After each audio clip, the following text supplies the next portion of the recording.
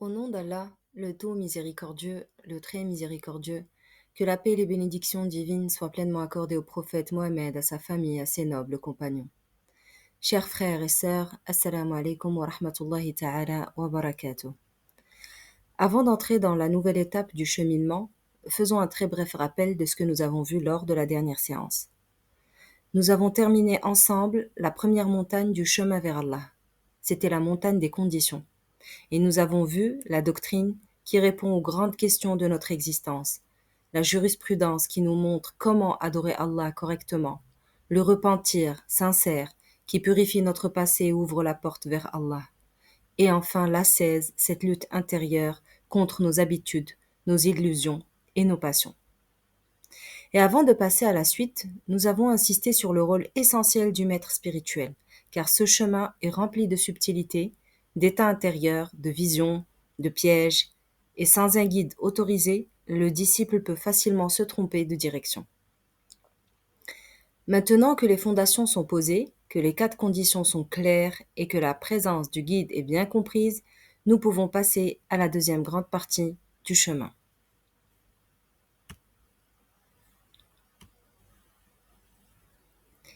Alors, chers frères et sœurs, ce que nous allons commencer aujourd'hui, c'est le cœur du chemin vers Allah. C'est la grande traversée intérieure, celle qu'on appelle le pont de la purification. Ce pont, il relie, comme nous l'avons déjà vu précédemment, les 2 montagnes. D'un côté, les conditions du cheminement et d'un autre, les objectifs. Et ce pont, c'est en réalité un chemin intérieur, un voyage à travers notre propre être pour purifier le cœur, le mental, l'âme et l'esprit. C'est ici que commence la vraie transformation, la transformation profonde. C'est ici que commence la lumière et c'est ici que le disciple commence à percevoir ce qui était voilé en lui. Alors dans cette séance, nous allons commencer par la purification du cœur, car c'est la première étape du pont et c'est la base de toutes les transformations qui viendront après. Et pour comprendre pourquoi le cœur est la première étape, nous allons partir d'un hadith fondamental que vous voyez ici sur le slide. Le messager d'Allah, paix et bénédiction sur lui, a dit « En vérité, il y a dans le corps un morceau de chair, s'il est sain, tout le corps est sain, et s'il est corrompu, tout le corps est corrompu. » N'est-ce pas ce morceau le cœur? C'est un hadith authentique reporté par Al-Bukhari et Muslim. Et ce hadith, il résume en fait toute la spiritualité. C'est pourquoi nos maîtres disent que le cœur, c'est le centre qui gouverne tout le corps. Parce que le corps, il n'est que l'instrument. Il effectue les ordres qui viennent de l'intérieur. Et c'est pour cela, en fait, que la purification commence par lui. Parce que si le cœur est réformé, tout le reste se réforme. Mais s'il est corrompu, alors même les bonnes actions deviennent lourdes, les adorations deviennent mécaniques et la lumière reste voilée. Le cœur peut donc être purifié, éclairé, adouci, dilaté, ou bien se corrompre, s'assombrir, se durcir et se fermer. Et ce qui fait la différence, ce sont les influences qui entrent dans le cœur. Les pensées, les intentions, les envies, les doutes, les habitudes, les péchés, les fréquentations. Le cœur, c'est comme en fait une terre vivante. Si on la nourrit de lumière, elle fleurit. Et si on la laisse, elle se dessèche. Et c'est pour cela qu'il est important de placer la purification du cœur comme la première étape. Parce que tant que le cœur n'est pas purifié, le mental restera confus et l'âme restera agitée. Et l'esprit restera fermé. Chers frères et sœurs, pour purifier le cœur, notre maître nous enseigne une réalité très profonde. Le cœur ne se purifie pas tout seul. Le cœur se purifie à travers les membres, parce que chaque membre du corps est une porte qui s'ouvre vers le cœur. Ce que tu regardes entre dans ton cœur et ce que tu écoutes entre dans ton cœur, ce que tu dis sort de ton cœur, pardon, ce que tu touches, ce vers quoi tu avances, la manière dont tu te nourris, tout cela en fait influence directement la lumière ou l'obscurité du cœur. Et c'est pour cela que la purification, elle commence par l'épuration des 7 membres comme tu le vois sur ce chemin. Nous avons alors l'œil, la main, l'oreille, la langue, les pieds, le ventre et les parties intimes. Chacun de ces membres est un canal qui peut nourrir le cœur de lumière ou le remplir d'obscurité. Prenons-les un à un, mais de manière simple et pratique. Par exemple, si nous prenons l'œil, cet organe-là, c'est une porte qui est immense. Ce que je regarde va imprimer une image dans mon cœur. Et cette image, elle va rester gravée. Regardez par exemple des choses interdites, des scènes obscènes, violentes, malsaines. C'est comme jeter de la poussière en fait sur un miroir. Et la lumière, elle finira par ne plus se refléter. Mais si on regarde ce qu'Allah aime, par exemple la nature, par exemple des vidéos instructives ou religieuses, cela purifie le cœur. On prend l'exemple aussi de l'oreille, cet organe-là. Tout ce que j'écoute descend directement dans mon cœur. Les paroles vaines, les insultes, les musiques qui agitent l'âme, les commérages, tout cela assombrit le cœur. Mais écoutez par exemple le Coran, les rappels, le dhikr, la sagesse, elle apaise, elle illumine le cœur. Et vient ensuite l'organe le plus difficile, c'est la langue. Le prophète paix et bénédiction sur lui a dit: rien ne fait tomber les gens en enfer comme les récoltes de leur langue. La langue, en fait, c'est un organe très puissant. Il peut guérir ou blesser. Et on peut invoquer Allah avec cette langue ou détruire des cœurs. L'organe de la main. Alors, avec la main, on peut construire, on peut aider les gens, on peut les apaiser. Ou bien, cet organe peut voler, peut frapper, peut blesser ou prendre ce qui ne lui appartient pas. Les mains sont des révélateurs de l'état intérieur. Et puis aussi les pieds. Les pieds nous emmènent vers les lieux où le cœur se nourrit. Certaines personnes vont marcher vers les lieux de lumière, comme la mosquée ou des voyages culturels et religieux, et d'autres marchent vers l'obscurité. Le cœur se colore donc du chemin que prennent les pieds. Le ventre aussi, le halal et le haram entrent par le ventre. Ce que nous consommons a une grande influence sur la lumière intérieure. Les maîtres disent: celui qui mange halal, sa prière s'élève, et celui qui mange haram, sa prière s'écrase. Et puis aussi les parties intimes, elles sont une source de lumière, comme vous le savez, lorsqu'elles sont préservées, et une source d'obscurité lorsqu'elles sont négligées. La chasteté est une protection directe du cœur. En réalité, si les membres se purifient, le cœur se purifie automatiquement. Et si les membres se corrompent, le cœur se corrompt naturellement, comme le prophète paix et bénédiction sur lui nous l'a enseigné dans le hadith précédent. C'est pour cela que dans le chemin vers Allah, nous commençons par réformer l'extérieur, c'est-à-dire ces organes-là, pour ouvrir la voie à la purification de l'intérieur. Parce qu'en fait, les deux sont liés. Le corps nourrit le cœur et le cœur gouverne le corps. Alors maintenant, nous allons aborder les niveaux de pureté du cœur afin de bien comprendre le processus de purification par la suite. Et c'est très important ce passage. Alors, chers frères et sœurs, notre maître et guide, que Dieu le préserve, nous explique que le cœur n'est pas blanc ou noir d'un seul coup. Il existe plusieurs niveaux et plusieurs états, et chaque état va dépendre soit de nos actes, de nos habitudes, de nos péchés et de notre sincérité dans la purification. Nous allons donc parcourir les niveaux de pureté du cœur, du plus pur au plus corrompu, et du corrompu vers le pur, pour comprendre comment Allah permet à un cœur de revenir vers la lumière. Donc là, c'est le niveau 1, c'est le cœur du nouveau-né. Ici, nous avons le cœur pur, le cœur du nouveau-né. À la naissance, le cœur est totalement en fait saint. Il n'y a pas de traces de péché, pas de traces d'orgueil, pas de traces de jalousie, rien en fait qui va voiler la lumière. Le prophète paix et bénédiction sur lui a dit: chaque enfant naît sur la fitra. La fitra, c'est cette pureté originelle. Ce niveau est important à comprendre parce qu'en fait, il montre que la nature du cœur humain est la pureté. C'est ce qui vient après. C'est nos actions, nos péchés, nos influences qui le salissent. Alors, le niveau 2, on va voir, c'est le cœur après un repentir sincère.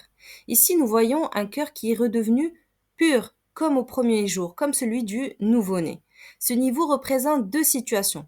Soit quelqu'un qui embrasse l'islam, soit quelqu'un qui fait une vraie tauba, un vrai repentir sincère. Et le prophète paix et bénédiction sur lui a dit: celui qui se repent sincèrement est comme celui qui n'a jamais péché. Ce niveau est magnifique parce qu'Allah efface, réforme, nettoie et le cœur devient prêt à repartir sur de nouvelles bases.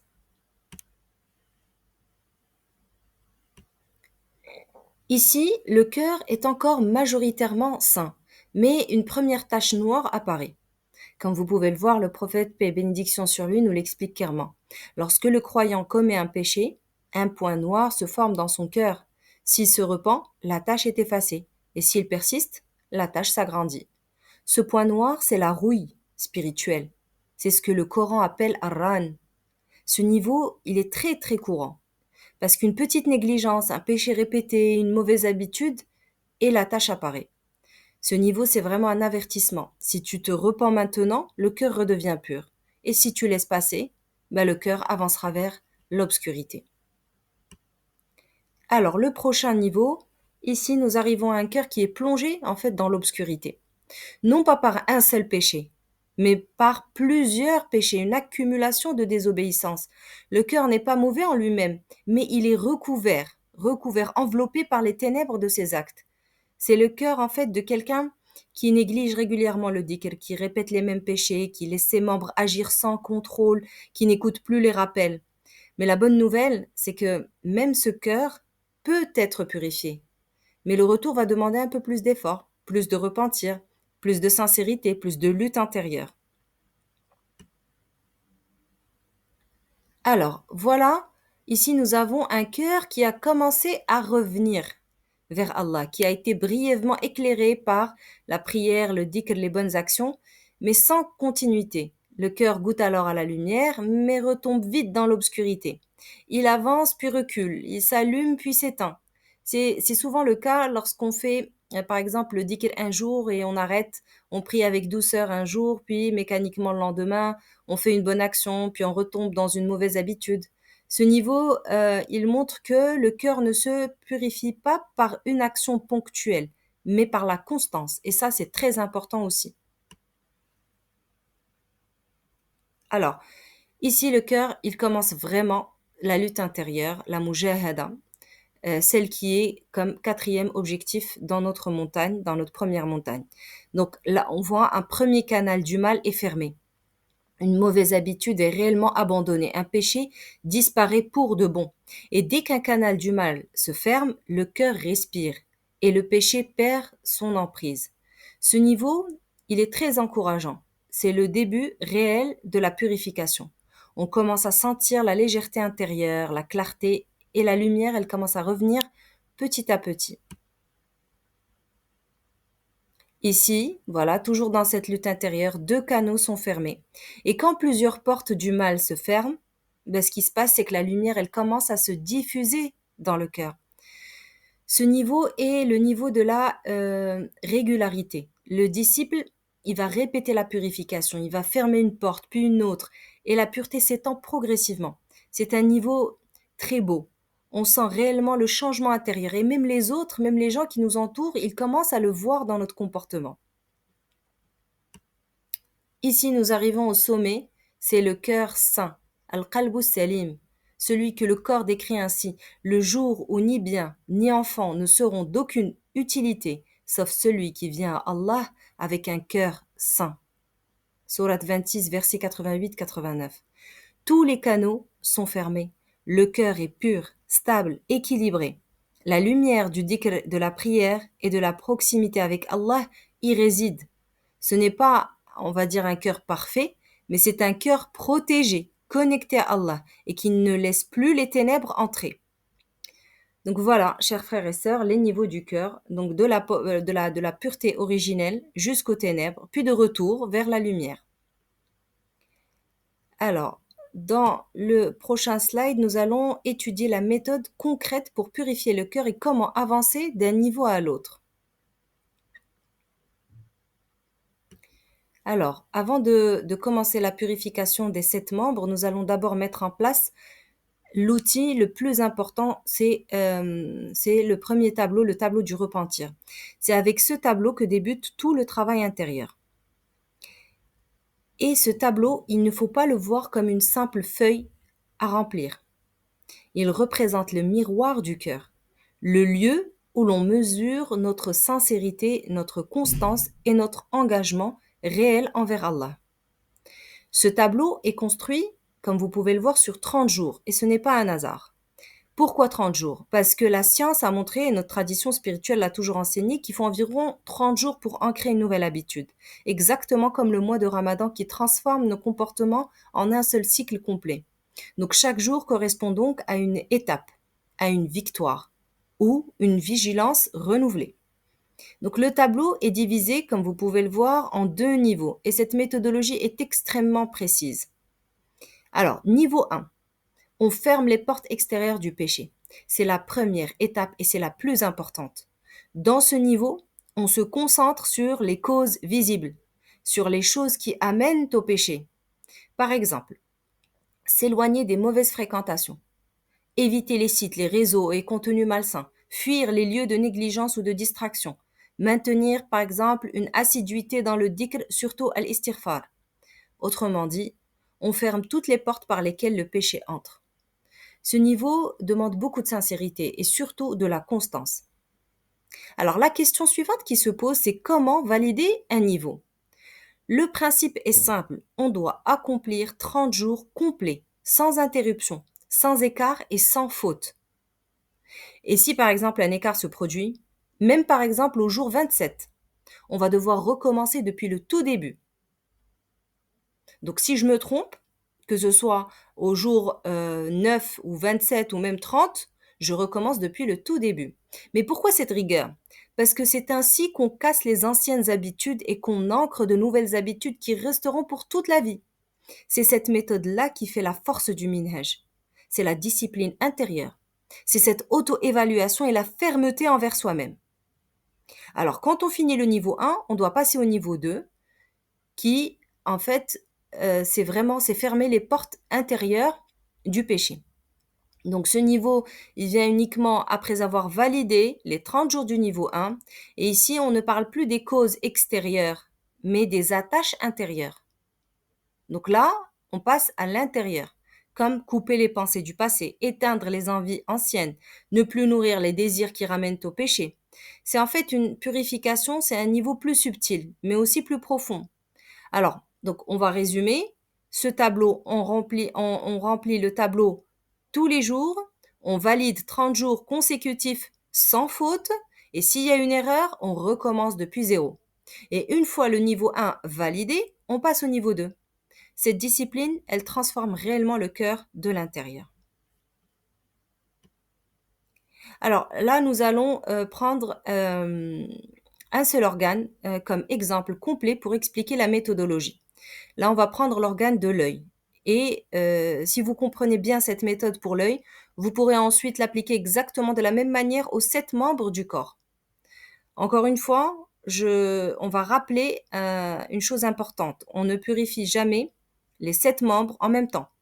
On commence par 2 organes seulement. On les purifie entièrement, puis on passe aux 2 suivants.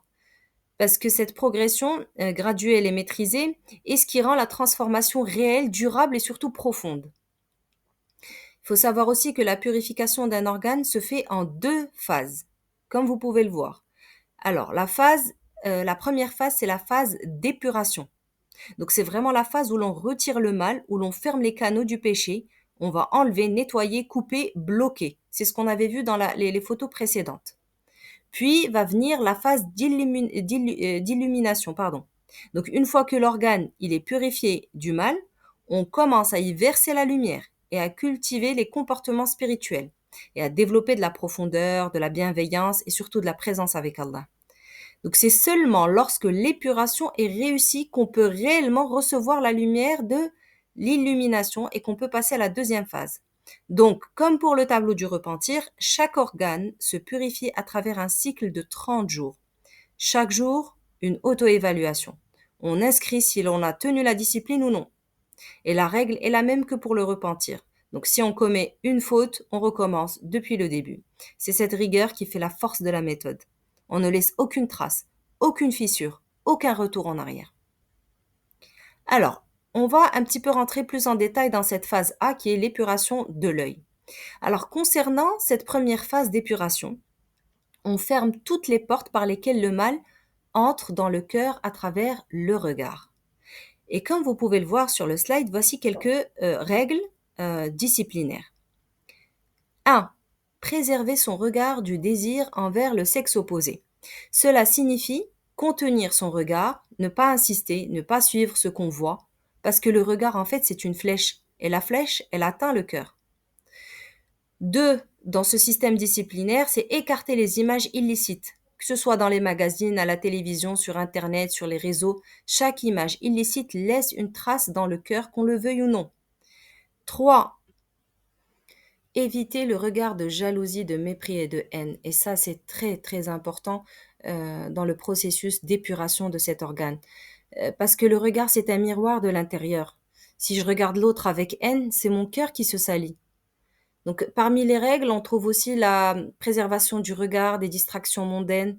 Cela inclut en fait les contenus inutiles, vides, qui détournent d'Allah et gaspillent les heures. Il faut aussi faire attention à s'abstenir de regarder la vie privée des autres, parce que le prophète, paix et bénédiction sur lui, a dit « Celui qui espionne son frère, Allah dévoilera ses défauts. » Donc le regard intrusif brise les cœurs et souille le nôtre. Alors du coup, pendant 30 jours, on surveille son regard. Chaque jour, on note les manquements. Et si une faute apparaît, ou s'il y a un quelconque manquement à ces règles-là, alors on va noter le numéro où on s'est trompé et on va recommencer depuis le début. Car le but est de fermer cette porte totalement et pas de finaliser le tableau. Donc ça peut nous prendre le temps que ça prendra, il n'y a pas de problème pour ça, on est là pour s'auto-éduquer. Alors la deuxième phase, donc si on a réussi notre première phase, on va passer à la deuxième, celle de l'illumination de cet organe. Donc une fois que l'œil est purifié du mal et que ce canal est complètement fermé, comme nous l'avons vu dans les niveaux du cœur, on commence à le remplir de lumière grâce à des comportements positifs. Donc voici quelques règles d'usage positif et cette fois-ci, on n'est pas obligé de les appliquer toutes pour valider notre journée, mais une seule bonne action suffit. Par exemple, adopter un regard bienveillant et compatissant. Parce que le regard, il doit être un regard de miséricorde, qui voit les défauts de chacun avec douceur, car chacun porte ses propres faiblesses. Ou alors, par exemple, lorsqu'on regarde la nature, le ciel, l'horizon, c'est une occasion de se souvenir d'Allah et de ses signes et de son immense miséricorde. Cela est considéré comme étant une lumière qui rentre. Et du coup, notre journée est validée. Car c'est à force de s'appliquer qu'on finit par goûter au bonheur de faire rentrer la lumière, ce qui rend son application beaucoup plus facile au quotidien. On peut aussi apprendre à ressentir les noms d'Allah à travers ce qu'on voit. Et du coup, chaque regard va devenir un moment de dhikr. Tu vois la beauté, tu te souviens du nom de Allah El-Jamil. Tu vois l'ordre, tu te souviens du nom de Allah El-Hakim. On peut aussi valider notre journée en revivant les émotions du prophète, paix et bénédiction sur lui. Quand on ouvre les yeux au matin, on se souvient de la gratitude du prophète, paix et bénédiction sur lui. Quand on voit un pauvre, on se rappelle de sa générosité. Quand on voit un souffrant, on se rappelle de sa compassion. Et donc c'est ainsi que l'œil va s'illuminer petit à petit.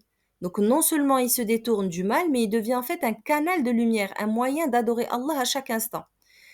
Ceci était, donc là ce qu'on a vu, c'était vraiment la méthode complète pour purifier un organe. Donc exactement cette méthode-là, de ces deux tableaux, la phase d'épuration et d'illumination, c'est avec cette même méthode, on va l'appliquer sur tous les autres organes. Aux oreilles, à la langue, aux mains, aux pieds, au ventre et aux parties intimes. Donc on va résumer. On purifie deux organes à la fois. Donc là, par exemple, on va prendre la purification de l'œil et de la main avec le tableau du repentir. Donc je vais commencer par épurer mon œil et épurer ma main en même temps, tout en travaillant sur le niveau 1 du tableau du repentir. Une fois que j'ai tout épuré et que j'ai passé le niveau 1, je passe ensuite au niveau 2 et je passe après à la phase d'élimination de ces organes-là. Des fois, on peut avoir un décalage. Par exemple, je n'ai pas fini l'épuration de l'œil, je continue il n'y a pas de souci, on continue à travailler sur l'illumination de la main. Il n'y a pas de problème s'il y a un décalage, parce que chaque organe, en fait, chacun d'entre nous a des problématiques spécifiques sur chaque organe. Alors, on va conclure. Donc voilà, chers frères et sœurs, dans cette séance, nous avons découvert les bases essentielles de la purification du cœur. Nous avons vu les différents niveaux du cœur, le cœur pur jusqu'au cœur assombri, et comment la purification progressive permet aux serviteurs de retrouver la lumière intérieure. Nous avons aussi étudié un exemple concret, donc celui de l'œil, pour comprendre comment purifier un organe à travers deux phases, celle de l'épuration et celle de l'illumination, et comment utiliser les tableaux de 30 jours pour instaurer une transformation réelle, disciplinée et durable.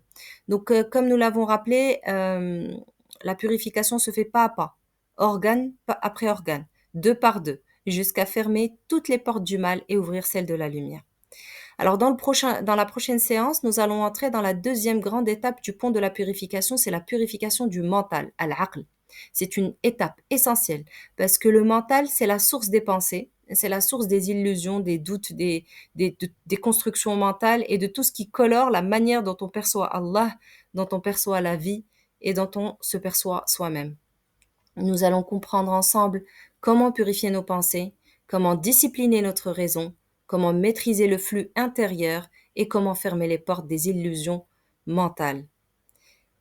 Qu'Allah vous récompense pour votre présence et votre écoute, qu'il purifie nos cœurs, éclaire nos pensées et nous accorde une marche sincère vers lui. Barakallahu fikum et à très bientôt pour la suite de ce voyage vers Allah. Wassalamu alaikum wa rahmatullahi ta'ala wa barakatuh.